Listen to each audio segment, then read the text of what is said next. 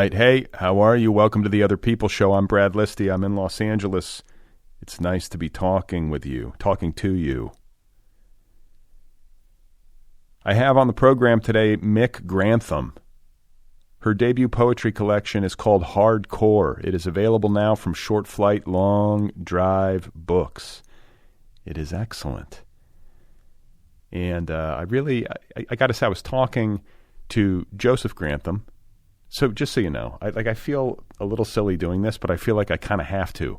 In full disclosure, Joseph Grantham is the brother of Mik Grantham. Joseph Grantham works for this show as its social media director. Joe Sr.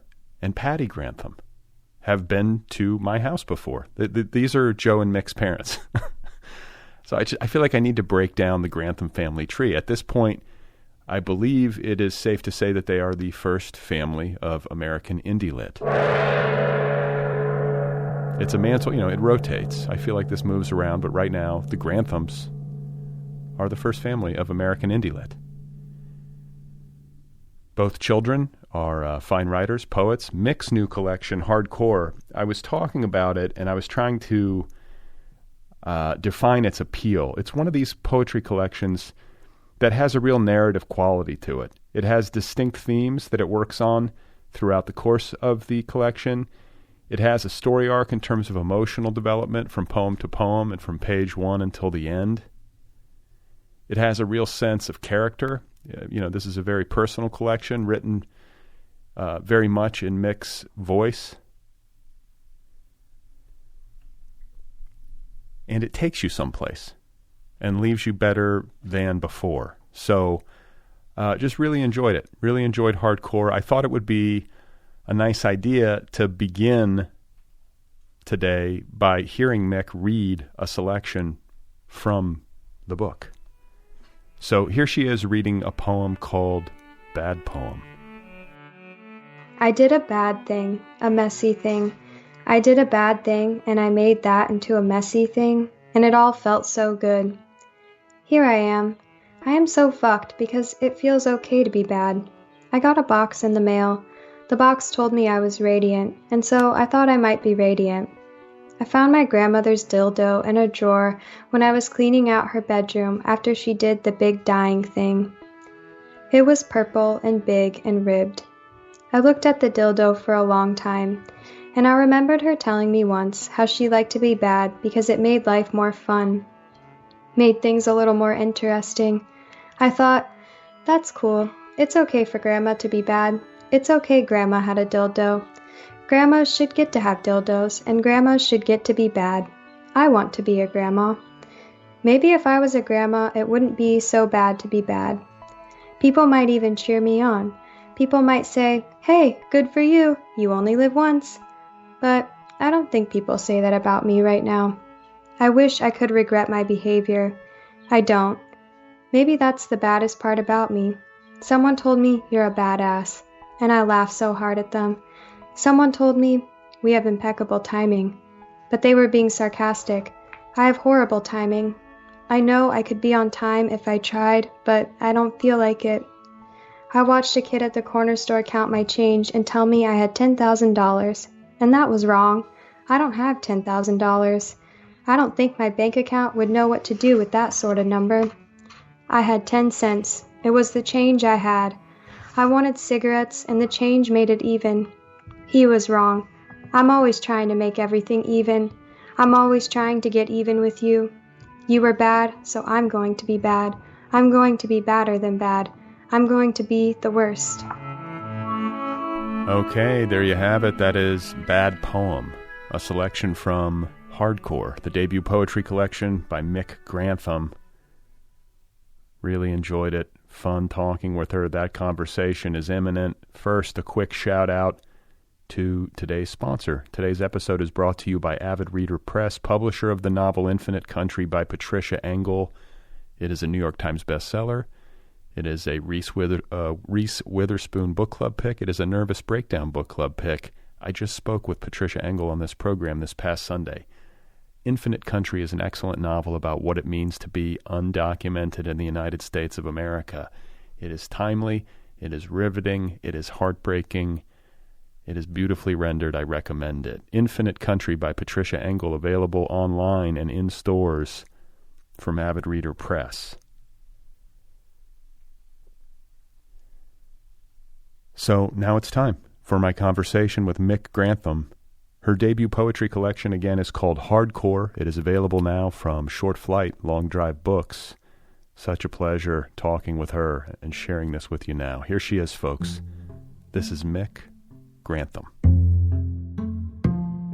When I was like 18, I got a root canal done, and the dentist was like, okay, so this crown we're putting on, it'll only last for 10 years, and then you're going to have to get it replaced. And then like 10 years later, I guess, a few years ago, was 10 years later, and I had felt like the crown was loose, and I was a little concerned about it, but not too concerned. And one day, okay, this is also maybe just a character thing that's kind of gross, but I was flossing my teeth on the way to work. I was running really late to my waitressing shift. That's a different conversation. Wait. You were while driving? Yeah, I'm just trying to get to my shift. And also the restaurant that I used to work at was only a few blocks from my house, but I was running really late. So I was I guess I'll drive to work today. And I'm flossing my teeth in my truck, and I flossed that area where the crown was, and the tooth fell out, and I was freaking out. All of a sudden in my hand I have a tooth, which was my crown just broke off, and the tooth broke off with the crown. Did it have mercury in it? Was it a mercury filling or anything? Or I guess it's just a porcelain crown? It's just a porcelain crown, and it just it didn't hurt at all. It just fell out. It was literally a tooth just fell out of my mouth, and I just freaked out, and I was calling my restaurant manager, and I was listen, I'm going to be late. My tooth fell out of my mouth, and he's just laughing at me, thinking that it was just another reason why I'm late. I would always be late to work, and so he was kind of laughing at me. And when I finally got there, I was look, in my mouth there's a hole now where my tooth was. And the whole tooth, that I ended up having to get the rest of it pulled out, but you couldn't really tell. And yeah, it freaked me out so much. And that whole night at work too, I was finally easing into my waitressing shift and forgetting about the tooth. And then one of my coworkers, she would come up to me and just be like, "Are you doing all right? You good? Do you need anything?" And I'd be like, "I'm good." And they're like, "All right, cool. But remember when your tooth fell out on your way to work today?" And I'd be like, "God damn it." And what was it? Is it back bottom tooth or top tooth? I don't know if you can really see it. It's a back molar. On the top? Yeah, on the top. You can't really see it. So what do you get a replacement? What do you do these days when you lose a tooth? Okay, I haven't even gotten a replacement because it costs $10,000. Even if you have, dental insurance, it still costs $10,000 because it's not considered, it's considered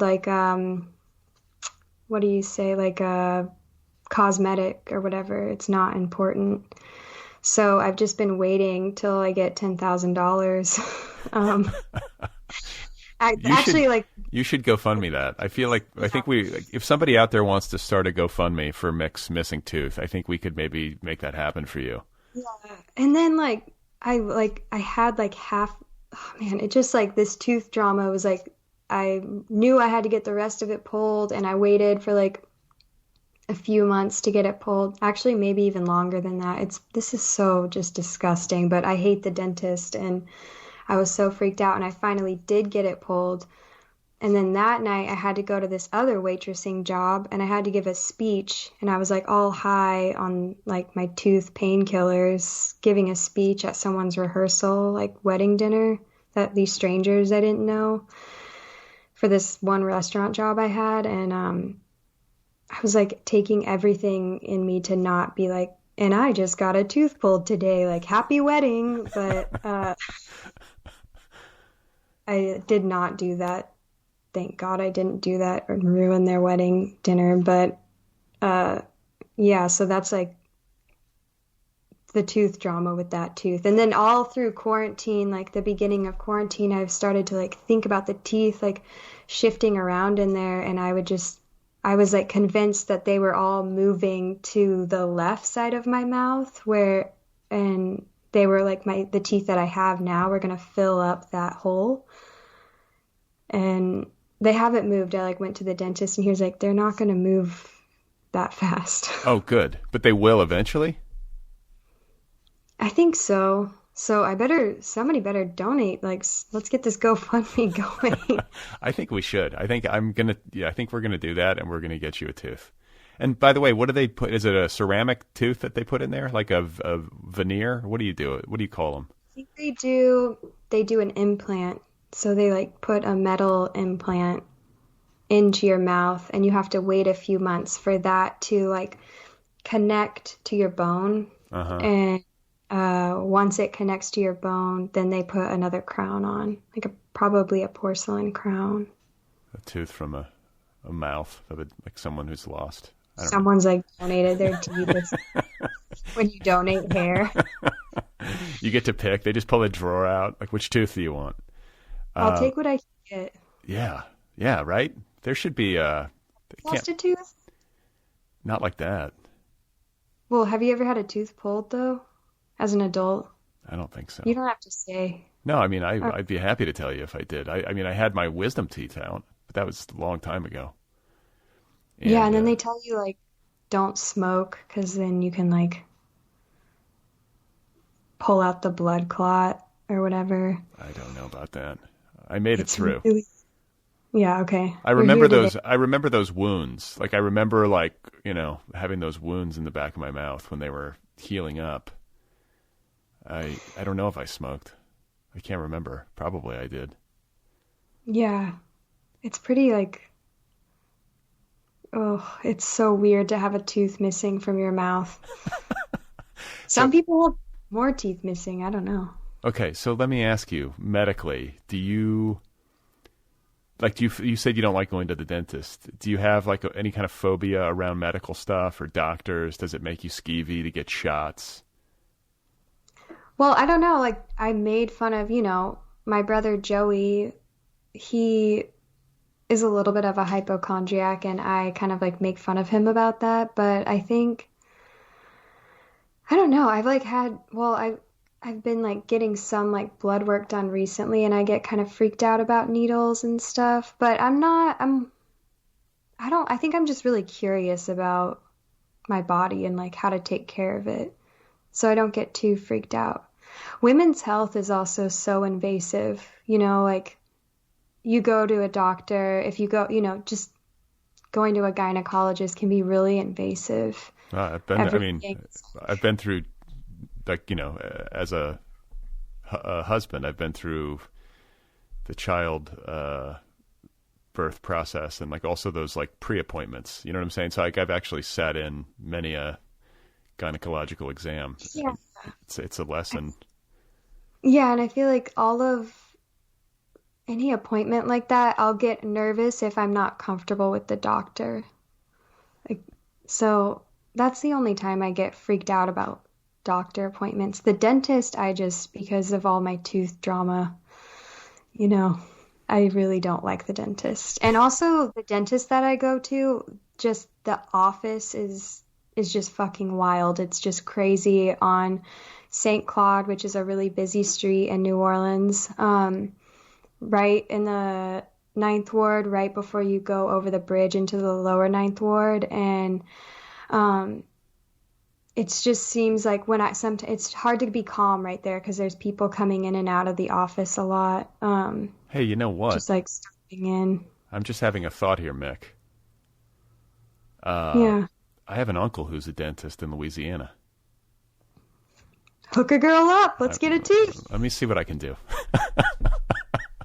I wonder where he's a dentist at. He's in Morgan City, not too far. Oh, yeah, that's not very far. Yeah, it's South Louisiana. But towards Lafayette, kind of. I'd have to look at a map. It's right down there. It's right down there on the Gulf. But yeah, let me check in about maybe he's got some extra teeth lying around. Yeah. Get the process started. So you have a tooth on the cover of your book. I imagine you weighed in on that, or was that something that the cover designer extracted, pun intended, from? I really wanted a tooth on the cover. That was like the only thing that I cared about being on the cover was a tooth. And actually, um, Chelsea Martin did the cover, and her husband, Ian, who you've had Chelsea Martin on before, Multiple who times, wrote, yeah. yeah, yeah. So she did the cover, and I really wanted the tooth to be on there because that as I was working on the book too, I started to think like teeth represent so many different things to me in the book. Like there's a lot of loss in that book. That's what yeah. So I feel like there's like when you lose a tooth, like this isn't the only thing that it makes me think of, but it does make me think of death. It's like bodily decay, mhm. the transience of the human form, the way that, this just, like, not to get gross about it, but eventually it just turns into like a stinking, like, like rotting Yeah, carcass, like I think it's worth considering that sort of stuff. Like I like to remember that in a weird way, maybe because, um, it sort of wakes me up from the sort of trance of everyday life. It's easy to get lost in bullshit. yeah, the tooth stuff, like remembering the nasty shit in life. Yeah, I mean, I think it's Buddhist too. Like, I'm always reading and listening to Buddhist stuff, and they're always like, there's a chant that you're supposed to do. It's like hair of the head, hair of the body, nails, teeth, skin, and it's just to like remind you that you're impermanent. And then they also use that sort of stuff if like you're like if you're experiencing like lust, or you're really fixated on somebody, or you're unrequited or something. It's like, well, just imagine them as a corpse. And then they also use it as a way to like what's that? I said that's kind of fucked up. or just like imagine them like, there's all sorts of like all the different bodily functions that we go through as a way to sort of like wake yourself up from that trance. Or you imagine like your beloved, if you have like a spouse or partner, it's like, if you imagine them as a corpse, it's like, oh God, there's no time for pettiness. We're That's so true. It's also anytime I'm like fighting with someone I really love, I try to just think about stuff like that where I'm like, we don't have that much time. Like, what if something crazy were to happen right now? Like, you are leaving, we're fighting, and you're going out to run an errand right now, but you could just die in a car accident. I think about that stuff too. I'm always like, I don't like to leave situations unresolved for that reason. Because then it's like, what if something happens and this is the last thing we say to each other? Yeah, I want to try to avoid those kinds of scenarios. yeah. I remember when I was little, when I was like probably, well, not that little, I was a teenager or something, and I was having like a wild fight with my parents, and Joey, he was really always just wanting everybody to get along and never stir the pot, and I just didn't give a shit. I was like, wanted to raise hell, and me and my parents were screaming at each other, and Joey came out and started crying and was like, can't we all get along? Like, you guys could die, and this is how you would end like the conversation. And I always now, ever since, it was so sweet and sad, and it really did make us all stop fighting, that now I think about that so often if I am having an argument with someone, or I just don't want to say anything I'd regret if anything bad were to happen. So were you a hellraiser as a youngster? Sort of. I could have been worse, but Could have yeah, been better. I probably. No, I don't know. Maybe being it must be just crazy to have a teenage daughter. Get ready for it. I know, it's coming. Uh, It's coming. And it's like my daughter's 10, and I'm just like, oh shit. We're like clinging to the last moments of where she's just a little girl. yeah, you want to be free and so bad. I mean, that's what I wanted. I just wanted to be trusted and have responsibility, but I was not responsible at all, and there was no reason to trust me at all. But I wanted autonomy, I guess. That's what I feel that. I was the same way. I've always had like that kind of loner streak, or just like, I got this. Like, I didn't even let my mom walk me to kindergarten on the first day of school. Like, we lived near my school, and I was like, I got this. Like, she loves to like hit me with that story. Like, I would not let her walk. But I feel like when I got to the end of high school, I was so ready to get out and just not have to answer to anybody. I guess that's natural. You want your kids to be like that kind of. Yeah. I did a lot of like sneaking out. I was friends with these kids that were their parents had a lot of money and they had a lot of money, so they always had like a lot of nice drugs. So we were always with them, doing the drugs that their parents got them or whatever. That's how it seemed to me. I'm sure that's not how it actually was, but because I was just like, where is all this money coming from? Like, yeah. And a lot of sneaking out for dumb reasons. Like, I remember once we snuck out of the house, there were these people that were sitting in trees over on like the UC Berkeley campus. So that way they were going to some company was going to come bulldoze these trees down. And so people were living in the trees. So we snuck out and like ate mushrooms and went to go look at the tree people and just looked at them for the night. That was it. It was just so lame. And then I got tired and I went home to my parents' house at like 4 a.m. And my dad was like, "What are you doing home? I thought you were having a sleepover." And I was like, "Oh, I was, but I wanted to come home early. I just woke up." And he was like, "Huh, at 4 a.m.? Like, what's going on?" Oh, your poor father. I mean, like, I used to do similar stuff. I snuck out a ton starting in like junior high, which my parents never knew about. I didn't get caught until I was a senior in high school. And by that point, I just stopped caring about the details. So I was sloppy.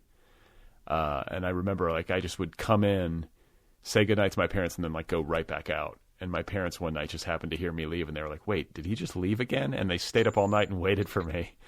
But what my friends and I used to do, especially when we were younger, was just like walk around on a golf course.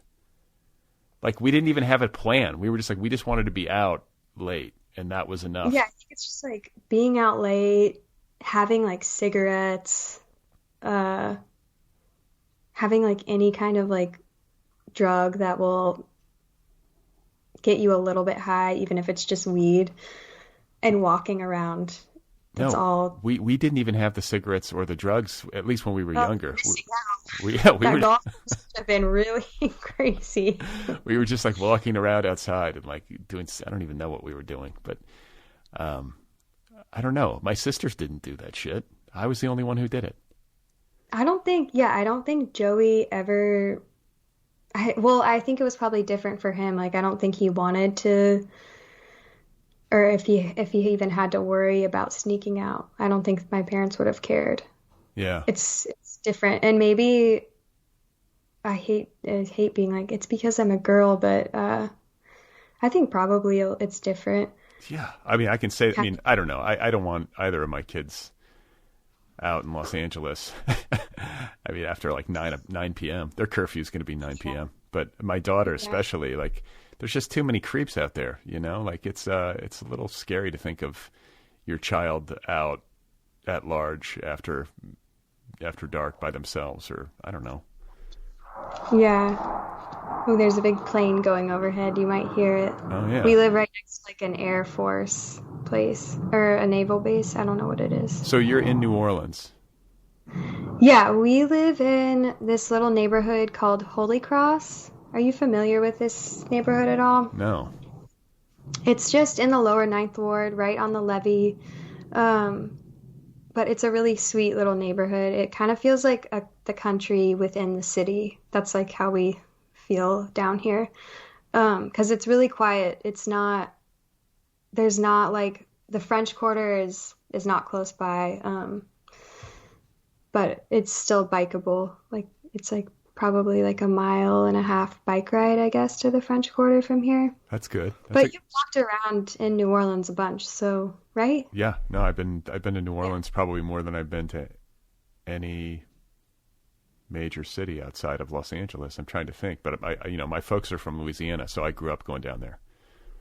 Yeah, so like then like the Bywater neighborhood, I'm sure. So we're right next to the Bywater. The only thing that's really separating us is the canal. So there's just a little bridge uh that you have to cross to get to our neighborhood, but it's not like the Golden Gate Bridge or anything. It's just a drawbridge. Uh but yeah, that bridge will really fuck you over if you need to be somewhere on time because like I feel like every time I need to leave Holy Cross, the bridge is up, and I'm just like waiting for the bridge to go down. What, like letting boats through? Like it's like locks or Yeah, something? yeah, yeah, letting boats through. What brought you? Because you grew up in Northern California, like in suburban San Francisco, essentially. Yeah, yeah, But now yeah. you're in New Orleans and you've been there for a decent bit of time. Like what? How did you get down there?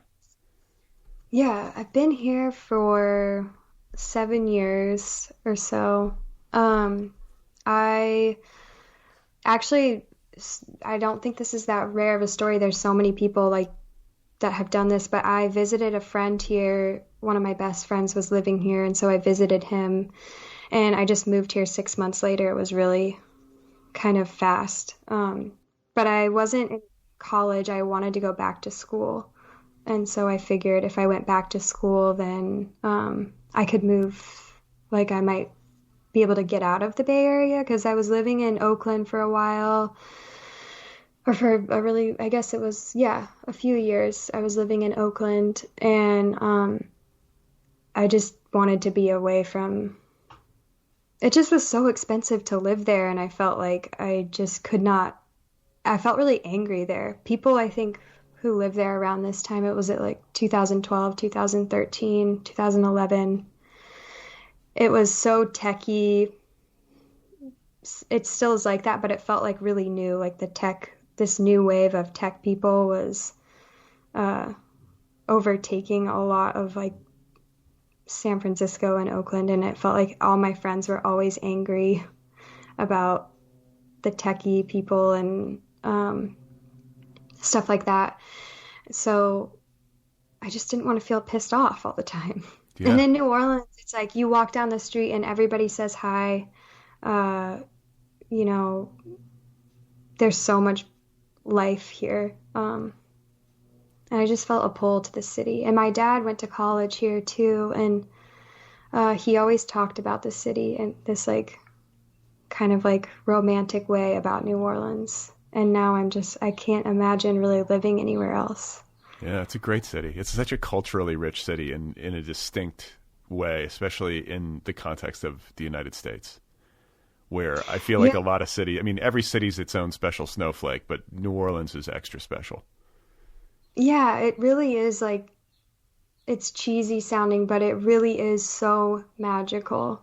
And it's not, I think a lot of people who live here or have spent like a lot of time here could probably agree with this, but with all of this beauty and life, there is like a lot of like darkness here too because of the history of this city. And I think the essence of that lingers here.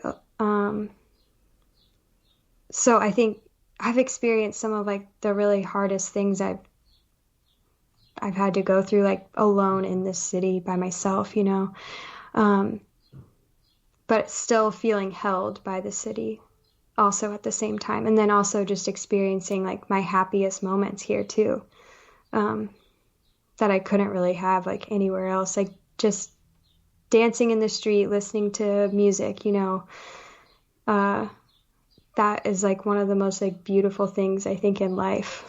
Yeah. Doing that so freely, not being self-conscious if you look cool or not, um, or just totally free and untethered. Like that is also possible Well, and too. I feel like New Orleanian culture celebrates uh, fun, or what's the they do a good job of celebrating, and it's like a cultural value, like to make time for that in ways that it isn't elsewhere. Like I think, Oh, totally. Like Mardi Gras is all about that. I think people don't live here or like haven't experienced it, but Mardi Gras is way longer than just Fat Tuesday. It's like a few weeks, and it's such a release, I think, to have that time, like just spiritually, it's such a release. Even if you're not, you can do drugs and it's great. um, and like there's so many like beautiful, like colorful things to see, and when you're on drugs it's amazing. But you don't have to have that kind of lifestyle. You don't have to do that to like experience this really like spiritual release of Mardi Gras, which is kind of what it is, where it's just like letting go of all of your like demons inside of you, or it's like just a cleanse basically, I think, and then you rest after for 40 days. Right. It's like right before Lent, right? That's yeah. It was weird this year because like it felt like there was a lot to grieve this year. And I think that's like part of Mardi Gras also is just grieving a little bit and honoring like people who have passed away that you love during the year is like a part of it also. Well, and I feel like just that like communal human celebration out in the streets, everybody doing it as like a cultural exercise. The fact that it's so pervasive and so embraced by pretty much everybody, not just in New Orleans, but in Louisiana, it's really unique to that state. Because there are Mardi Gras parades in every little town all over the place. It's not just on Bourbon Street, And I think that like to have that kind of event with everybody having a hand in it sort of makes people feel connected in ways that, like, by comparison, like Los Angeles has nothing of that sort. There's nothing here binding anybody to anybody. No, totally. You're absolutely correct. Like it definitely brings people together. That's why I think it was really sad. This year, it was really sad not having a Mardi Gras because of COVID. But it's way better to not have a Mardi Gras than for everybody to get sick, which is what happened in 2020. If there was ever a super spreader event, it's Bourbon Street during Mardi Gras. Yeah, it was the whole city, though. That is such a sad thing, I think, because I'll send you this like 20-minute documentary about. It's called The Day the Music Stopped. It was on BBC. And it's just about New Orleans and what happened during that Mardi Gras, because no one told anybody about coronavirus, that it was even here. No one really knew about it. Like, people had known it had come to the United States, but no one was informed. The city never told anybody that that coronavirus was in New Orleans. And I don't even know actually, even if like our city knew, even if the government in our city even knew. But so parades just went on, and it was like a really great celebration, but then everybody got sick and so many people died. And if they had just been given this information up front, then like lives could have been saved. And did you get it? I did not get sick, but I had friends that got this weird, they were like, who has the post Mardi Gras flu? Anybody? And I wonder if I kind of am interested to get an antibody test, because one of my really good friends, he was really sick during Mardi Gras season last year, and he kept trying to call out of work and being like, I can't come in. I have like really bad chest pain and I'm like, can't breathe. And it's like all the symptoms of COVID. And they were like, you have to come into work. I'm sorry, but you have to work. You can't just not work. Oh. And he worked all of his shifts. And then he just recently, he tested positive for the antibodies. So he had the antibodies or whatever, the COVID antibodies. I think that's how you say it, right? Yeah. Yeah. But I feel like I have family in New Orleans, and I'm, Carrie, my wife, is on Instagram, and she's like telling me, this is how I view things on Instagram. She either shows it to me or she just tells me what she saw. But she's like, you know, your family in Louisiana, everyone's out. Like their kids are out. No one's wearing a mask. Everyone's at like soccer games. And I feel like things are different in different parts of the country in terms of response. Like Los Angeles has been, California in general has been pretty locked down.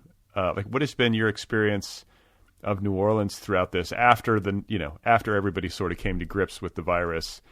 And like it also seems like a city like New Orleans, which is pretty small and walkable, especially down in the French Quarter, and so social, and so like there's so many good bars and live music, all that kind of stuff. It just seems like, oh man, what a tough place to have to deal with this pandemic. Like how has it been as time has progressed? Well, that's kind of what that documentary is a little bit about, the day the music stopped, like just how all of a sudden just the city got really quiet, and I don't, in my neighborhood, I just kind of stayed down in Holy Cross, and we didn't really go anywhere unless we needed to get groceries and just essential supplies. But like my restaurant at the very beginning was closed. And so we were kind of just not doing anything, and we would go on like long walks. On having the levee right here was great, just because we could just go walk out on the levee and there's a lot of space. So that was really nice. And only up until recently have I like gone out into the French Quarter a little bit, but I always wear a mask. But I am like, there's a lot of people, a lot of tourists in the French Quarter, where I'm just like, oh, cool, COVID's over. Like, right. And like, Max, my partner, he plays in a jazz band. That's how he makes his living. And they've just started to play music again on Frenchman Street outside of a bar, DBA. They're like letting the jazz band play outside for tips. And that's great. Like the first time to see live music felt so good, but you have to wear a mask, and a lot of people don't do that. And it's humid. It's humid down there, and you get a mask on. I feel like that's a lot, especially in the warmer months. Yeah. It's been like nice lately, but I don't think they can do it in the summer. What's Max's band's name? Let's give them a plug. Oh yeah, so he plays in this band Tuba Skinny, which is like a great traditional jazz band. They're pretty awesome. They get to I'm just in awe of Max's life, because he just plays in this jazz band and he really loves it, and he gets to travel the world with them and actually make like a pretty good living doing that. And yeah, so that's Tuba Skinny. And then he has his own band that's just Max and the Martians, but it's pretty cool, I guess. That's awesome. Is it like New Orleans jazz or like classical jazz? I don't... It's like New Orleans. Yeah, they play a lot of New Orleans songs. I suck at like describing. Me too. As soon as I started that line of conversation, I was like, oh shit, I just stepped in it. Yeah. I don't know. Like they play like Dixieland, and like old standards, like When the Saints Go Marching In. No, yeah, they play with every night. Every night they close with When the Saints Go Marching In. It's just so cool. It's like a pretty cool. It is like a really fun band though. They have like a washboard player. I'm trying to paint a picture in your mind. They have a washboard player. They have a banjo player. They've got a trumpet player. So like if you know what jazz is, like, well, and no, like I know enough to, I know this is what I do know. I know that New Orleans as a musical city it has few peers. Like the music there is so good. Yeah. Like you can stumble into any bar on Frenchman Street and hear just like outstanding bands play. Yeah. And it's hard not to get caught up in it when you're down there. Like, even if you've never listened to jazz in your life or been to a jazz show, like if you go to New Orleans and see it, like it's pretty easy to connect. Like you get it like almost right away. and it's just wonderful. Like I love that part of it. Yeah, it's really fun. I wonder, like, yeah, sometimes before when I would walk down Frenchman Street, like, this is even before I think I lived here when I was just visiting. And I walked into some bar and they were playing like Zydeco music in the bar, with like the accordion and all this stuff. And I was like, this is great. Like, I'm loving it. And I went home and I like I was like listening to Zydeco at home and I was like, this doesn't fit. Like, this doesn't feel the same in my little like Oakland apartment. No. That's what I was going to say too, is like the place is very inextricably linked with the music. But not just jazz, like you said, like there's Zydeco, which is Cajun, which I have. I was talking to an uncle of mine. I'm doing this project where I interview my aunts and uncles to like create a family record. And I don't know enough about my family tree. Like I've never done the DNA thing or whatever. And I'm too creeped out by that. But my uncle was telling me about my roots. And I've got a lot of French Cajun blood, which I didn't realize that. I knew I had some, but I didn't realize how Cajun I am. Wow. Yeah, it'd be interesting to learn more about that too, just because like the Cajun history is so cool. It's right. Have you been out like to Lafayette in that area at all? I don't think so. Like both my parents are my mom's from just outside of Baton Rouge. My dad grew up in Morgan City, which is down South Louisiana, and then family in Baton Rouge and New Orleans. I have some family in Lafayette, in other parts of Louisiana, but not like that immediate, like grandparents or aunts and uncles, first cousins. It's like more distant than that. Yeah. But all throughout Louisiana. Cool. And it's, I don't know, if you've never been there, it's just different. It feels like it's its own thing happening, especially New Orleans feels like it's its own thing happening. And I guess, like, I always say this, but I'm like always like, I don't think I could handle the heat. That's such a stupid thing to say, but I guess you figure it out. You just adapt, right?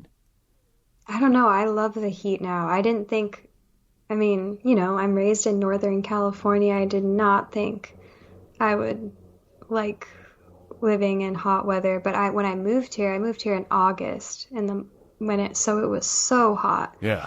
And it was like I was like, I can't breathe outside. It's so hot. But now I love it. I'm like, oh, my hair and my skin looks so good. Like, right. I'm feeling myself in the summer. It's like a heat. It's like an enveloping heat. It's like so humid. Like you go outside and that air just like sits on you, Yeah, yeah. But everywhere you go, it like is super air conditioned, and right. That's like fun in the summer in New Orleans is kind of fun because I always stay here in the summer, and a lot of people leave, and like to get away from the heat, or they take their summer vacations, and there's not really any tourists here, so the city's pretty quiet, and it's kind of nice. It's like all locals pretty much, and it just feels just really nice walking around the quarter in the summer, and like you just stop into a bar and grab a beer and keep walking, and that's just great. Like drinking a beer, I don't even like beer, but like in the summer, an ice cold beer on a really hot day is just so good. And I like that they treat you like an adult in New Orleans. You can walk around on the street with a beer. It's not like there's no open carry law or whatever, or you know what I mean? Open carry alcohol. Yeah. You can carry a gun and a beer at the same time. Yeah, you can't. I think so. Didn't they do that in LA though now? Like you can have a beer walking around. I certainly hope so. It just gets ridiculous. It's like, are we really, like, I don't like the infantilizing quality of laws like that. Like I get that you don't want to have unruly drunk people, causing trouble, but I don't see how much of a difference it makes. Most people, you'd rather have them walking anyway. You don't want them to be in their cars. Like, let them walk with a beer. Yeah, but the problem is here they also have like drive-through daiquiris. Yeah. And so I don't know anybody who doesn't like drink and drive, like, and go through a drive-through daiquiri place. Like, you're not going to take a sip out of that daiquiri. It's a different culture. It's a different culture. My like nieces my cousins, I don't know what their children would be. I think they're my first cousins once removed, but my cousin's kids play Little League, and they have like a full bar at the T-ball field. Yeah, like everything is about like there's so much in New Orleans, you mean? Yeah. Yeah, I mean, I feel like that everywhere is like, well, there'll be a bar there, so even for kids events and stuff. But yeah, it's pretty funny. It's definitely nice, like to not, my lifestyle has changed a lot in the past year and a half and have not been drinking that much, which is nice. Unless you're really committed to it. I mean, I know some of it's cultural. So if you live in New Orleans, you'll probably drink more than somebody who lives in like, I don't know, some other place. But you also, as a function of age, like I just got to a point where I couldn't do the hangovers. Maybe I'm just, made of weak sauce, but it gets harder. I can't do that. I mean, now I have a few drinks and I'll be like, have a really bad migraine the next day and I just can't function like that. Yeah, I can't do it. And I don't like that. I don't like losing a day. Like I'm too impatient for that. Like I don't want to get the flu as a result of like No, and then going it out. becomes this whole thing where you get really, like I'll get really depressed and just be like, why did I waste like my night doing that? Like, right. Yeah, I mean, like, listen, I like to have a drink, but I just like, the days of going completely crazy. Like I can't. It's an age thing. There's a time in life for that. I feel like. yeah. And now that you're 30, Mick, it's over. Yeah. But sometimes it is nice to have like a release of just like drinking a bunch of wine and. Yeah. But I feel like I'll get great. That's like I've always had this thing where I will start off drinking a little bit and then I'll just be like, what else can we do? Like, how crazy can we get? And I'm just like, I can't keep doing that and living like that. So. Yeah, I mean, it catches up with you. It catches up with you if you do it too much. Every once in a while, fine. But like, I have this like dream of being like a really like elegant and sophisticated pothead, like one of these people who processes pot really easily, and they just like become like kind of a better version of themselves. They're just like happier and calmer, and they can do it. I'm not like that though. As much as I would love to be like that, I just turn. I mean, I can have fun, but I feel it the next day. I'm very hypersensitive to the. And I've tried this so many times. I think people who listen to this show enough probably know this saga. But like, the truth is that I can't do it, and I wish that I could. I don't even know why I wish that I could, but like, I just feel like it would be cool to be like Seth Rogen, just constantly smoking weed. He's a millionaire. Maybe a different thing. Have you tried tinctures? Maybe you got to become like a tincture guy. Maybe. I don't even know what a tincture is. Is it just liquid? You just put it in your water or something? Tinctures are awesome. It's herbal medicine, but you can get them made from all different plants, and they can make you feel like, if you want to relax, you can take you could take a California poppy tincture. That's very relaxing. Is it? Yeah, it makes you super sleepy. I like taking that tincture. What is it? Okay, but I don't even understand what a tincture is. You put this in it's liquid? It's liquid. It's basically like a plant, and you soak it. I guess it would be like distilling it in alcohol, in a like foolproof alcohol. And you do that for about 2 weeks, and then you extract like this medicine from the plant, and you take it in a little dropper form. Damn, that sounds involved. But it's so cool. It's like it's like herbal medicine, so it does like work in your body and heal you, and I'm really into all that stuff. So do they have weed tinctures? Like, can you get like weed? Yeah, they have weed tinctures. I don't take the weed tinctures because I don't really like weed that much, but I just like to say the word tincture. I think I'm into it on those. Tinked up. That's what I was like taking my tincture a bunch at one point, and someone was like, I was like, man, this is so relaxing. And they're like, yeah, it's alcohol. Like, that is why you are relaxed, because you're... Okay, so you take it in a dropper. You've got a tincture and a dropper. What is your tincture? What is your preferred tincture? Well, I've been taking like this blend. You might hear one of my dogs. That's all right.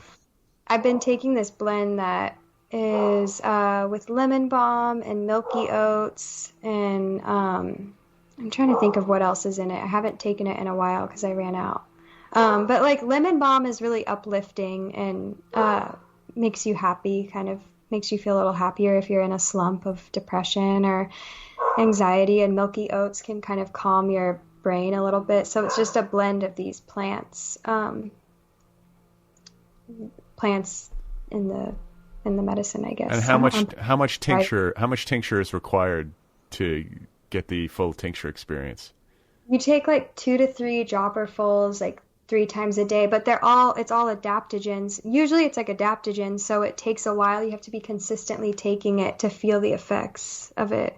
Like if you have anxiety, like I have had pretty bad anxiety, so I've been working with this like tincture blend, and I do notice like I'm like a little bit calmer. You seem very calm right now. Are you under the influence of the tincture as we speak? No, I wish I was. I just ordered it though. So wait, can you order these tinctures pre-made? You don't have to do all this distilling. No, you can. No, you just order them from like an herbalist. Okay. I bet LA has like really cool apothecaries and stuff. I'm sure there's like a tincture store near my house. I'll send you one. Yeah. I'll send you a Brad Listi tincture. Like, I'm trying to think of what I need. Are you anxious? Are you depressed? No, Do you have like a racing mind? Yes. Can you sleep at night? Who doesn't? Who doesn't? It's just the human condition. I think I'm not like clinically depressed, and I don't think an anxiety disorder, but I do experience blue feelings, and I can experience anxious thoughts in a natural sort of way. I think there is I have dark sense of humor. Like there's like that dark corners of your mind. Some people have like a lean towards darkness. I may have a little bit too much of that sometimes. So whatever tincture will bring me back into the light.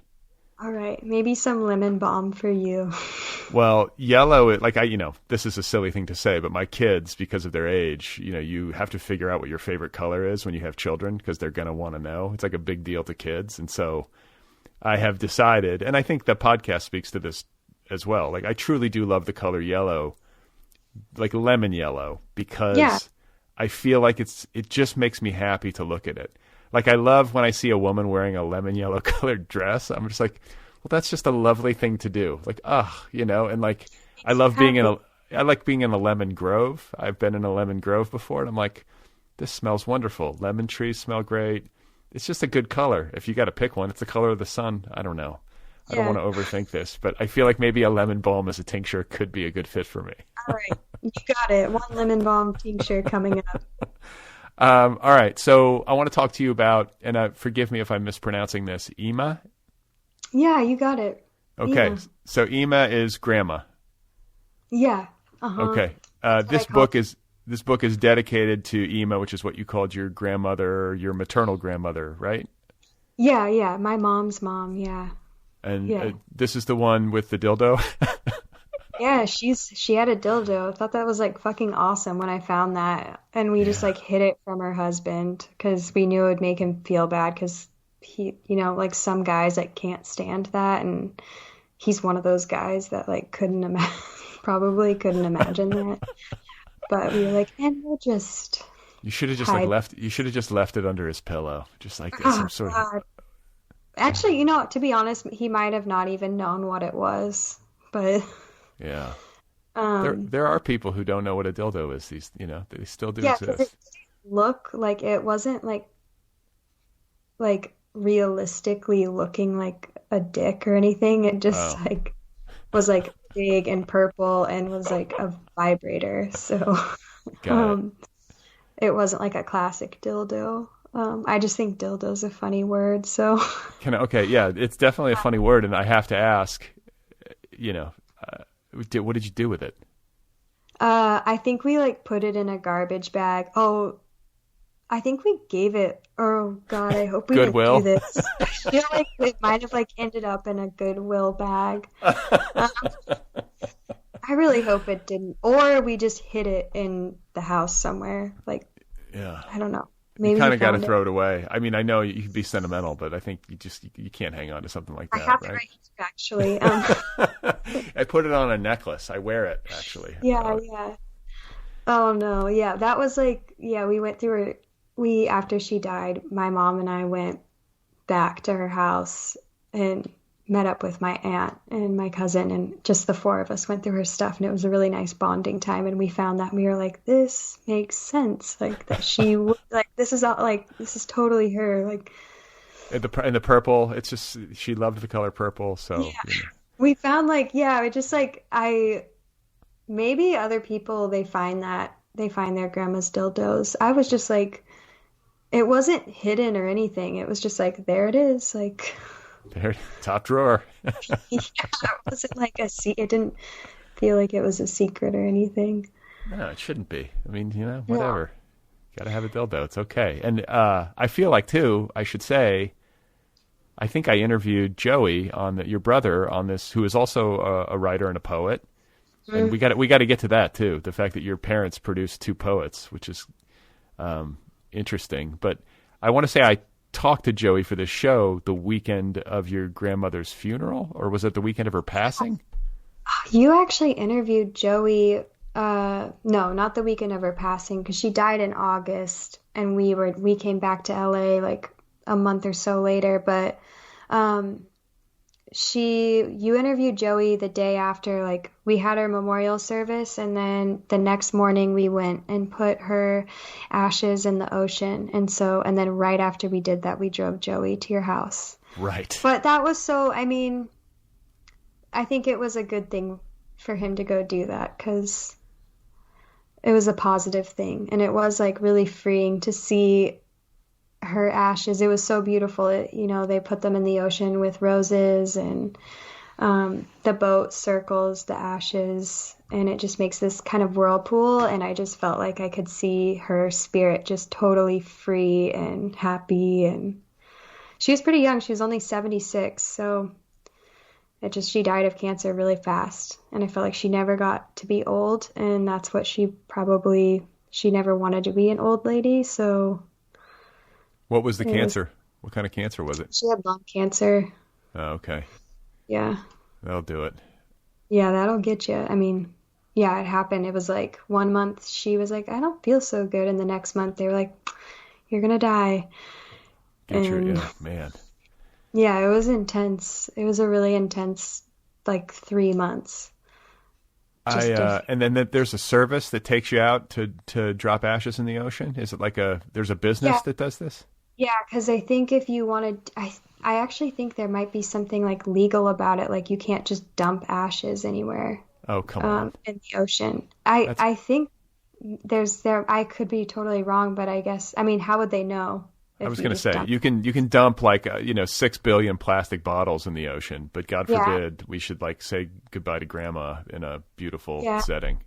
But it was nice. Like, it was like a nice thing because they have a boat. And how do you do it? Like everybody takes turns, like not to get, I mean, I hope this isn't a silly kind of question, but I think of wind. The fun, but what's that? I don't want to spoil it for anyone who hasn't done it yet, but spoiler alert. Cool. You don't the one that we did, they just put it in a basket, and then they put the basket over the water, and then they like release it. Okay, that makes sense. And it just drops like in the ocean. Because you don't want, this is the thing. You don't want the cremains to like blow in the air and then like land on you. Yeah, you like have grandma in your mouth now, or whatever. Yeah, exactly. This is what I'm trying to avoid. But that sounds nice. They have a system, is what I'm getting at. It was nice. It was really nice, and it was cool. It was really beautiful. I hadn't seen her husband cry at all, and I saw him cry, and that meant a lot to me. Just to see him reduced to tears. See him physically like grieve. Everybody grieves in their own way, but I think for me, like, I just needed to see that, and I got to see that when we put our ashes in the ocean. I feel like too, it activates me. Like if somebody else is crying, then I start to get emotional. Like I almost need like a permission structure or something, especially if it's like a primary griever. You know what I'm saying? If it's like just some guy I don't know in the church, but if it's like one of the immediate family members losing it, then I'm like, okay, like, I don't know. That has some sort of liberating effect on everybody else, I think. Yeah. Yeah. It was like, to see like my uncle and these like men in my life cry was kind of important to me. You should have thrown her dildo into the ocean. I feel like that would have been Like just giving it like just an old, huge heave, just like throwing it as far as you possibly could, and as like a closing gesture. Yeah, that would have been beautiful. Just like watching it like fly. Yeah. Just one more plastic. I don't even know. I guess it's not plastic. It's whatever they're made out of. Just some more silicone for the ocean. Yeah. Okay, but you dedicate the book to Ema, and like what I got, knowing a little bit about you and your family, and about her, just from stories that Joey has told me, or you guys talked about her. I think the day that your family showed up here, back when I used to do in-person interviews before the pandemic and stuff. But she was like a free spirit. She was, like you said in the poem at the top of the episode, she was kind of a badass. And a liberated, free-spirited woman. And I feel like there's something feminist about your book, but also about your relationship with her, and not only like as a grandma figure, but as like a role model figure, as like a model for how to be in the world. Yeah, I got so close with her. She meant more to me than kind of surprised me how like intensely I felt close to her. But when she was dying, because I talked to her like pretty often on the phone. She lived in LA and I lived in New Orleans. But when I was like, the first part of my book is kind of about this intense experience I had getting an abortion in New Orleans, and this fallout of this relationship. And I talked to her about that, and she was so supportive of me during that time, would call me every single day to check up on me. And she knew the guy too, so she was kind of like really pissed that she met this guy and that this whole scenario happened. But she helped me get through that, would just check up on me every day, and that just felt good because I felt really lonely, like nobody was just asking me if I was okay. And I could just be really frank with her also. That's good. It's good that you say that. I think it's important to point that out, especially around fertility. Like we had 5 miscarriages, and I remember feeling there's a sense of isolation in that. I know it's not exactly the same as an abortion, but it's kind of the same. It's still a loss. It's the same genre. Yeah, I think it's like it could be harder in some ways because you're trying to have a child and you just keep not being able to. Oh yeah. And it's just like, and it's also like, it's like a loss that there is not a standard socially accepted framework for grief. Do you know what I'm saying? Like, if grandma dies, it's like, oh, I'm so sorry for your loss. And there's the funeral, and there's the ashes in the ocean. And we have these rituals, which I think perform a very necessary function in human existence. Like, we need these rituals so that we can have our feelings recognized, and we can acknowledge the person's existence and all this different stuff. But when it's the loss of a pregnancy via abortion, miscarriage, whatever it is, like that sort of stuff, like, it's just not talked about. There's nothing. I guess some people have little like taboo or something. Yeah, or just like, I don't know. It's weird. I think maybe like with miscarriage, I don't know. It's like you feel like a sense of like biological. I think women sometimes struggle. Like my wife sometimes struggled a little bit with like this sense of like, is there something wrong with my body? Like, why isn't this working? You know what I'm saying? And so maybe you don't want to like talk about it out of some associated feelings of guilt, or it's unnecessary. But you know what I'm saying? Like, I'm just trying to like parse why it would be quiet. Another part about it, though, I think with like abortion, I feel like there's 2 sides of it. Like, okay, it's not talked about, or it is like talked about where it's really normal to have an abortion. It's a normal procedure in women's health, or it should be considered normal, which I agree with. But just like the emotional side effects of an abortion, that like, yes, I wanted to have an abortion. Yes, it was the right decision. And like, yes, it also fucked me up. Like, And I'm so happy that I did not have a child with that man, but it still messed with my head, and my body was like, my body thought it was pregnant and was like, I just kept thinking my body was like taking care of this like baby, and then all of a sudden in like a minute and a half it wasn't, and it was just I felt like I was like really confused why I was so sad. And I was like, I had started going to therapy, and my therapist would just break it down to me, just being like, you are grieving. Like, that's what this is. Like, you're grieving. And, but yeah, I wish that also wasn't like, that we could be like, abortion's totally normal and like happens all the time, and it's healthy and it's okay and it's safe. It can be safe. And also it can be like emotionally like hard. And well, I think especially like, so many reasons why we get abortions, like a lot of, my situation isn't unique, so. Right. And I just feel like the issue is, I think what you're getting at, or at least partially getting at, is that it's complex. Mm-hmm. And I think too often the argument around it from either side or from any perspective, it's just so simplified, and it drives me a little bit crazy. I feel like we need to have more conversations that acknowledge the gray, as opposed to just thinking of it in such like binary black and white terms, because there's pain in every direction. Do you know what I'm saying? Like, I just think people sometimes, man, they just want to see it one way, and there's no space, for any other perspective. And I guess it frustrates me because I feel like if you could have a good faith conversation about the human cost from both sides, there could be some deeper understanding, or I don't know about middle ground, because at some point you have to, I guess you're either for it or against it at some point. But do you know what I'm saying? I just feel like it seems like there should be a more nuanced conversation that's possible, that could be possible to have happen if people weren't so stuck.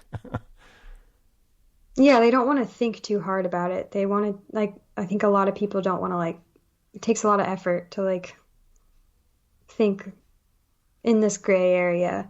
Right. And they just want it to be one way or the other. It's like, either you're glad you did it or you're not glad you did it. Like, you can't just be like, I'm really glad I had an abortion and it was really emotionally hard, and like all the things that I said, like, I can't have that. Right. That, like, then it sounds like you regret it. And it's like, I definitely don't regret it at all. Like, but I can like reflect on that time and that it was really hard. Yeah, you wrote some poems about it. I mean, right? Wrote some poems about it. Some of the, I think, and I should say too, some of the most, I think, emotionally affecting, but like that, there's one in particular that was really emotionally affecting, which is all about the abortion, and definitely hits home. Yeah, and that, just like doing that in New Orleans sucked, because like we only have 2 clinics in the whole state that will perform abortions, and it's not. I've had friends that have had abortions in California and have gone to like Planned Parenthood, or they've just gone to their doctor, and it's been as nice of an experience as it can be. And when I tell them about what it was like to get it done in New Orleans, they're like, they're kind of surprised. But it's the South, it's the deep South, and a lot of people don't want us to have access to that procedure. So yeah. That's like the way it is. I mean, I was like so surprised when they told me like I could only get it done at this one place, and it was like a really shitty day. There was like a shitty 2 days. They make you go for 2 days. You can't just go for one day. You have to go sit at this clinic for 2 days, and it's pretty much 2 full days. Like, since it is the only clinic, everybody has to wait for their turn. So yeah, I mean, it's pretty weird. Were there like protesters or anything like that? Yeah, there's like a couple guys outside, but they look like such bitches. I'm just like, I'm not afraid of you. You're just like annoying me. And like, it's been quite a few. It's been like 5 years since I've had an abortion there. But when I was sitting in the room, like you are waiting and like a bunch of the women are getting like worked up because they're just annoyed that you can hear this person yelling at you outside the window. And so like they're sitting in the room, we're all sitting in this tiny room just like, fuck those guys out there. Like they don't know what the fuck we're going through. And that's like kind of nice camaraderie. And actually like this really weird experience happened. And if you've been to New Orleans, you know, it is a small city. You run into people all the time. But I was like grocery shopping a few weeks after I had the abortion. And I saw like one of the girls at the Whole Foods, like, working her shift at Whole Foods, and she like gave me a hug, and that was really weird, and I've never seen her again. But one of the women that was there on the day that I got my abortion, yeah, we ran into each other and just checked in with each other. You're like at the organic salad bar, just like hugging it out, or? I was in the tincture section, I think, like looking for something to calm me down, and I saw her. And, yeah, it was weird. I feel like it was like, you know, if you see your therapist out, you're not supposed to say hi to them or whatever. Right. And so I saw her though, and it was nice to say hi. Yeah, that's and cool. hug each other. Like some sort of sisterhood. Totally, yeah, it felt like that. It was nice. So you and your brother, poets, book people. Mm-hmm. How did this happen? How do your parents produce two poets? Like I don't know if I think this is the only instance that I can recall of talking to two people for this show who are siblings, both writers and both poets. Yeah. Well, our parents just read a lot, and my dad is also a great writer.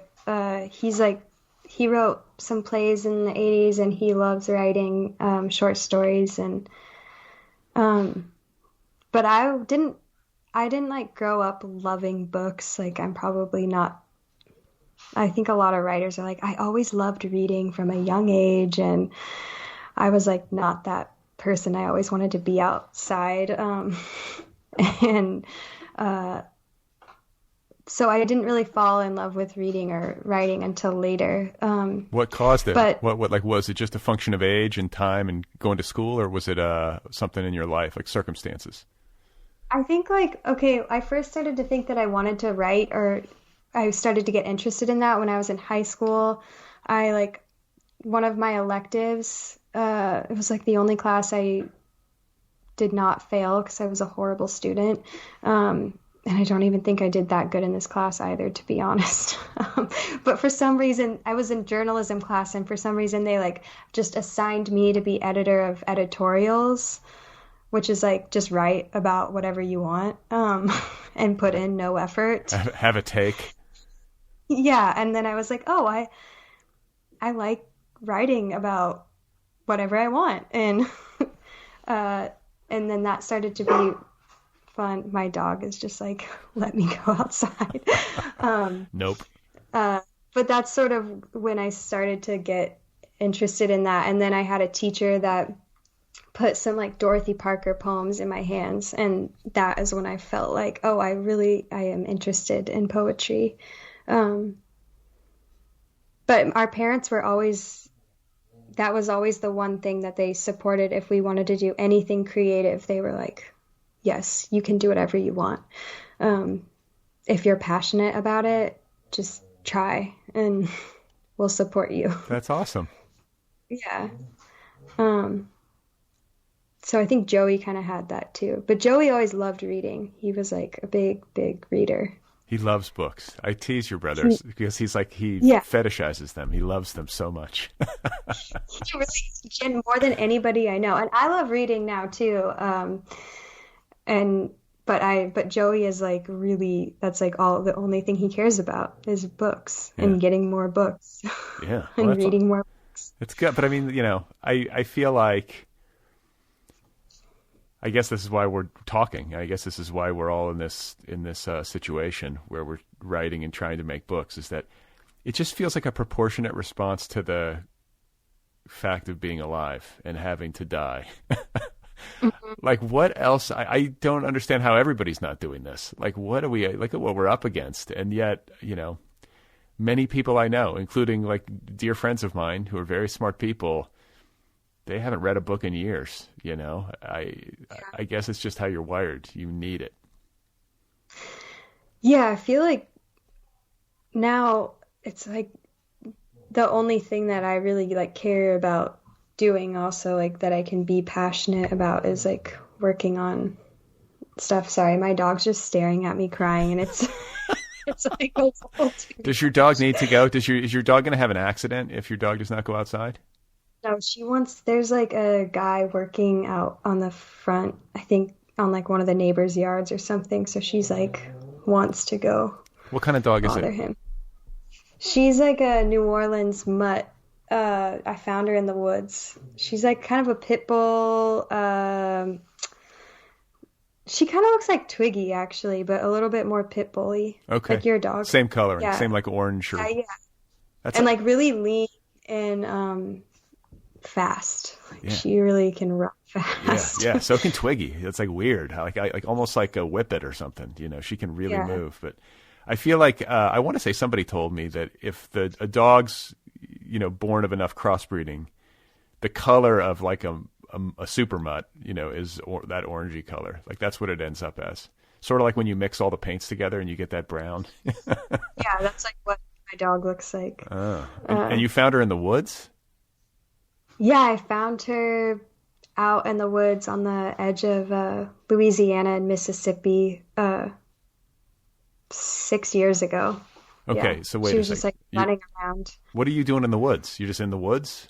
I just like went for a hike out there because like I heard that there was hiking out in this area, and it is really funny to see people hiking on like flat land with like walking sticks, like coming from California where you can like hike these beautiful trails. But yeah, and I found my dog's name's Ruby. I found her out there like a tiny, tiny little puppy, just running around in the woods out there, chasing geese, living her best life. And then I took her to the city. Probably starving. She's starving and trying to find a goose to eat. I wish I could say like she looked starving, but she looked so happy. And like now that I know this dog, like that's all she like loves to get out and like run around. And when she was a puppy, she used to like escape the yard all the time. And like I'd get a call from a neighbor and they'd be like, I got your dog, like come get your dog. I don't think she was out there for that long. She didn't look like Somebody dumped her, you think, out there? Like just took her out? yeah, like I walked her around to like the closest houses I could find, and they were like, "Yeah, hunters just come out here and dump puppies." And Ugh. But That's like yeah, the rough like laws of country life or something. Like just get rid of the puppy. yeah, pretty much. I had an uncle. Yeah. My uncle was joking with me. He's like, I don't know how serious he was, but yeah, he's like, well, when we were young, the dog gave you problems, you just took a shotgun out and got rid of the dog. Like, Yeah. that sort of stuff. It's like real life living. I'm like, no, but But I feel I like guess I it's feel like like that's fated. You meet your dog in the woods. I mean, come on, you guys were meant to be together. yeah, yeah. I know we've been through so much together. Like Now you're she's podcasting like, together. You're on this oh, show. she's like, stop fucking take me. I like took her on 2 runs today already, but Okay, so she's just let's talk about this because I'm always fascinated about how writers work, and if you're into tinctures. You said you were hiking mhm. out at the Mississippi border. You've said you've been to therapy and you're anxious. All the things that writers are, and people are. But like, do you like have to move in order to feel sane, like me? Like, I have to do something, or I feel like I go bananas. Yeah, I feel like totally, and I think running is great for that because it just calms you down so much. But that was like, I think that's another thing too from like my childhood, and maybe why like I like writing so much, and is because my folks were always encouraging us like, okay, if you're not gonna be reading a book, then like go outside, go for a walk, go roller skate, like just be doing something. And now I'm like that as an adult. I'm like, we have to go do stuff. Yeah. But It's great where I just being able to walk on the levee. I think long walks are my favorite. It's not real exercise, but it's so good for thinking. No, no, it is And exercise. It is exercise. You're a flaneur. yeah, oh yeah, I love I love that word. I I know was it like, makes it sound it's just so. a It makes it sound so like sophisticated. I'm not just walking. yeah, I'm a flaneur. I'm yeah. a writer observing human There phenomena. was a there was a book I think that came out a few years ago that's about that and about artists and walking the flaneurs or whatever and how it was always reserved for men. Only men could be a flaneur, but now like women are like, oh well, we've always been walking too, Yeah, which is is like, that was that Rebecca no Solnit? shit. Is that who wrote that book? Um, I think I'm not sure, maybe. Um, But I think but walking. yeah, I think walking is a great thing to do, and it is exercise. Especially, I mean, if you go for a 5 minute walk, it's probably not going to do much. But if you walk for an hour, that's a good outing. yeah, and just living like right next to the levee, we're just walking up along the Mississippi River every day, with my dogs. It feels, yeah, I get so much thinking done, and it is kind of like a meditation. Um, and then I can come home and uh work on whatever project I'm doing at that time, like whatever writing I want to get done. What I about feel like I'm ready to sit down and do it. you said you have two? You have more than one dog? Yeah, and so when Max and I got together, he we got to our dogs brought us together. Oh, this is He has a adorable. dog. He has a dog that looks a lot like my dog, and they just his dog's name is Sunny, and they like tear ass together and like are crazy. Well, we have the crazy dogs. I think everybody is always afraid of us when they see us coming with the dogs. So, but you guys met It's like a this is like a meet cute at like a dog park or something? Like what happened? No, I met him because he was like, he used to come get coffee from me when I was a barista, and I just knew him in the community kind of. And he knew I had a dog, so his like move would always be like, we should get the dogs together. Yeah. We should get the dogs together, and Yeah. it worked. Huh. That's nice though, because like a guy with a dog, I feel like that's a softener. I mean, not Yeah, every guy with a dog is a nice guy, but if a guy has a dog and the dog looks reasonably happy, at least that's a decent signifier. yeah, and his dog, Sunny, is like obsessed with him, like cannot do. He's like it's annoying almost. He like needs to be near Max all the time and like could care less about anybody else. That's how Twiggy is with me, my dog. She's with me. Yeah, it's a She's right back there sleeping right now, but yeah. she's my girl. But I do the most stuff with her. I take her hiking, and I'm her person. So Yeah. I think they like imprint on you or something. Um Ruby never cares about me except for right now. She's like decided that she wants to to care about me. something about me. It's something about me. She's like, I don't like this guy. He's asking you too many questions. Um, so you like another theme in the book. You have Max as your partner. You guys have this adorable dog bond. But there is a theme I think of bad male behavior, bad boyfriends, bad ex-boyfriends, the abortion. Just sort of being in relationships that don't work out for good reason. And then you're also, you've been a waitress in New Orleans for a long time. And as like an attractive young woman working in that profession, I feel like you must witness terrible male behavior a lot. Am I Yeah. wrong?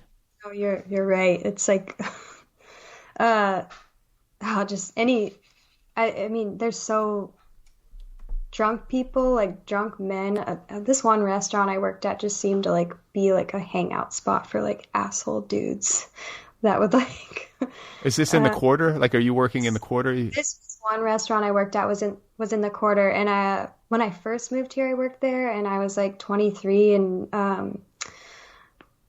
I didn't really know that you couldn't just like tell someone not to touch you, or I just thought we had to be like really polite and just serve them.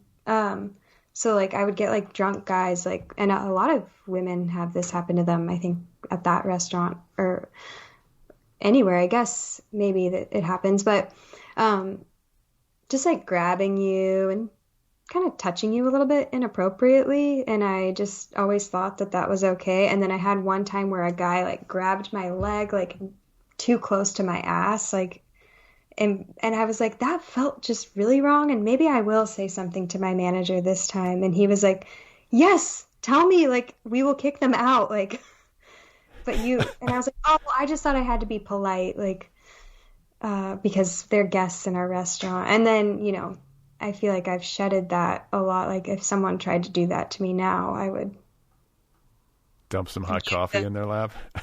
Peace of my mind. But I think another thing, because you were asking me about this bond to Ema, and everyone in my family always says like that the way that I love is the way that like I got it from her, because she's really intense, but they call me like the toned down version of her because I'm really affectionate. And I do really believe that love is the most like important thing in life, like however you can get it. But I think when you're really sensitive, just a lot of people take advantage of that. And so I think when I was younger, these bad boyfriends or bad guys or whatever, I would just stay in these really bad or shitty situations for myself because I just wanted to prove like how good I could be at loving them, and I was very loyal. And I watched my grandmother, you know, she's had some bad relationships in her life too, and kind of stayed with men for too long, I think, that weren't very good for her. And when she was dying, that was like the one thing she told me was like to find someone to treat me nice, which is kind of like a weird thing to hear from someone who's dying. But I don't think so. You know, because she told Joey like, oh, have great sex. And, you know, I was like, oh, yeah, have great sex. Like, I also would like to have great sex. But I think she was more concerned with, she had just seen me go through all this shit with this one guy and this abortion and that whole time. And she's just like, don't do that to yourself. Right.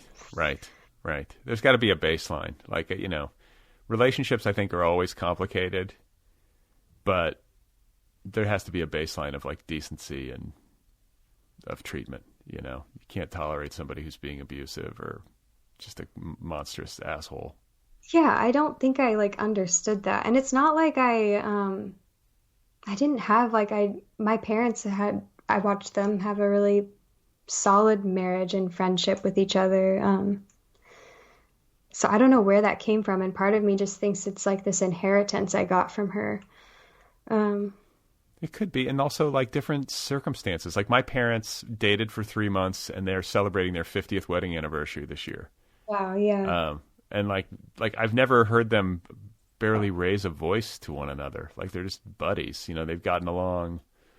I don't know. It was just always like solid. Like they have a great marriage. Not perfect, I'm sure, but like no marriage is perfect, and it's in the grand scheme of things, really good. And then I think about like the generation that I'm in, like me, my sisters, my cousins. Like my mom comes from a family of 9. Not all of them are married. 7 of them are married, no divorce. Everybody happily married. My dad, his brother, happily married. But then in our generation, there have been more relationships that didn't work out and more upset. And I don't know if that's because of some sort of like genetic thing or if it's because of circumstance. Maybe it's a combination. But, or maybe they're just like, we don't actually have to be married if we don't want to. Yeah, and like, yeah, exactly. But different generations, like different economies, different stressors, different places, you know, living in different places, different social mores, you know, just different times. You know, my parents came of age in small town Louisiana as baby boomers, you know, riding that whole wave. Like it's just a different world. Yeah, and I'm sure that there was like, you have to get married really young, and yeah, my mom had a kid when she was 22. Yeah. That's crazy. Like she was a kid, you know, yeah. like, My mom was Um, pretty young when she got married to my dad, but my dad was like 30-ish, I think. She was like 24. He's a little older than her. But they've yeah. like been through, I think they've been through shit together. And I do remember them arguing a little bit when I was a kid.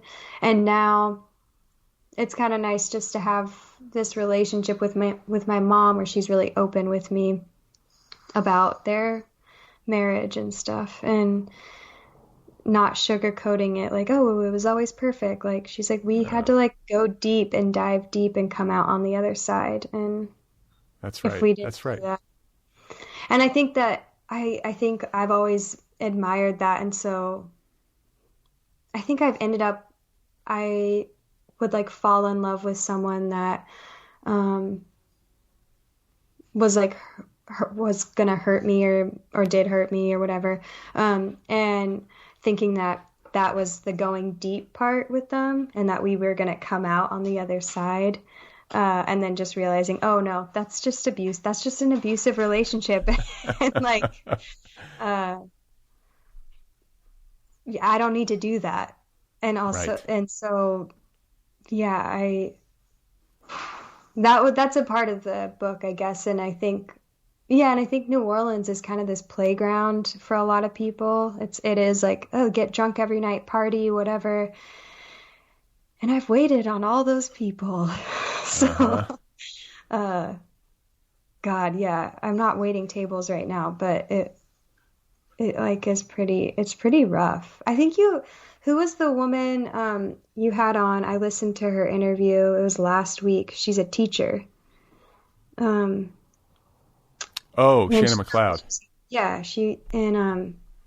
she's like talking about teaching and I loved listening to her talk because I'm about to do a teacher's training to get my English teaching certificate. But she was saying like her friends are like, come wait tables, like you'll make fast money and it's so much better. And I'm like, God, but like I just am like getting off that train and it's like every shift is 10 hours, no breaks, no food, get treated like shit. Is the money worth it? Like, is it that much more money? I don't know. I Sometimes it's mean, not. it depends, yeah, right? I mean, if you have a good shift and it's people are generous, it's like the holidays or something, you can make probably some good money, but um I think in every job, just about every job, I would imagine, there's just going to be some shit that you hate. Yeah, it's um not. Yeah. it's going to get old. Like, you become a teacher, there's going to be parts of it that wear you out, but at least you have the benefit of knowing that you're making a difference in kids' lives and you're doing something that's positive and non-toxic. And you know what? If you're a waitress and you're bringing people food and making them happy in that way, like there's no knock against food service professionals. Like that's a noble thing to do as well. But you just have to do what feels best for you. And I don't know. I'm still trying to figure out what the fuck to do. Like I don't know. I wish I were one of these people who's just like, I know my mission, and I think writing is my mission and doing this show is my mission. But like, it's also hard to like carve out a living doing it. So Yeah. you have to wind up doing other things. It's just the nature of it. Yeah. I mean, I've met some of like the greatest people working in the food service industry. Like some of my best, closest friends who are just brilliant and so funny and would help me get through long shifts. Like there is like a lot of camaraderie that happens. Um, My best friend in the world, like longest, one of my longest friends from when I was a kid, has been a waiter since he was 14. He's still doing it. yeah, some people are like there are in New Orleans because we have a lot of white tablecloth restaurants, places like that, there are like a lot of career service industry people here. And that is a way, I mean, it's such a tourist driven city that is kind of like one of the few options for a career path. I just feel like I don't want to do it anymore. Like I want to do I gotta try something else, but it's always there. Like I can always go back. And Can you take an order without writing it down? yeah, but I fucked up so many orders doing that. Like I could do it like the last restaurant I worked at, who like I love those guys so much. That place is called Paladar, and I would do it there. And because I knew the menu so well, but even then I would still fuck up every once in a while. But they were such like, I'm mystified by people who can do that. it makes the customer nervous, I think, when they don't see the waiter writing stuff down. They get like worried you're gonna forget. That's good something. though. It puts them off balance. They're like Nervous for a while. I want you to be uncomfortable.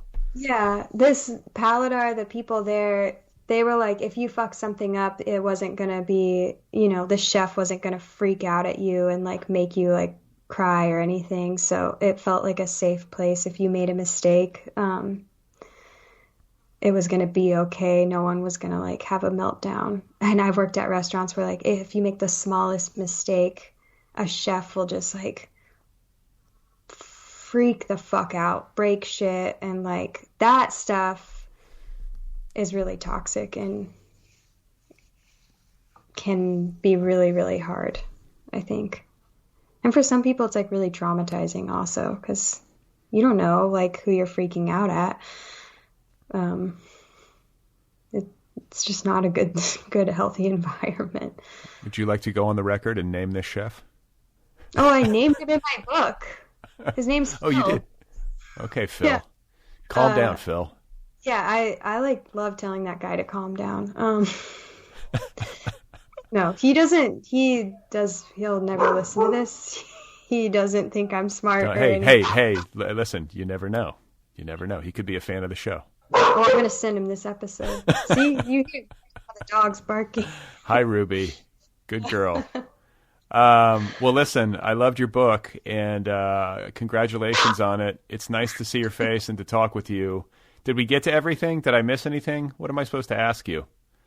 I don't know. I think we got it. Thanks for having me.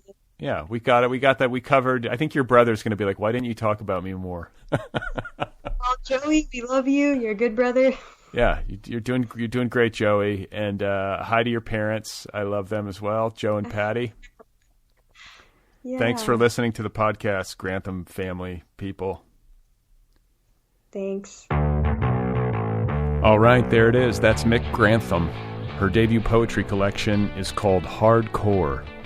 It is available now from Short Flight Long Drive Books. Go get your copy immediately.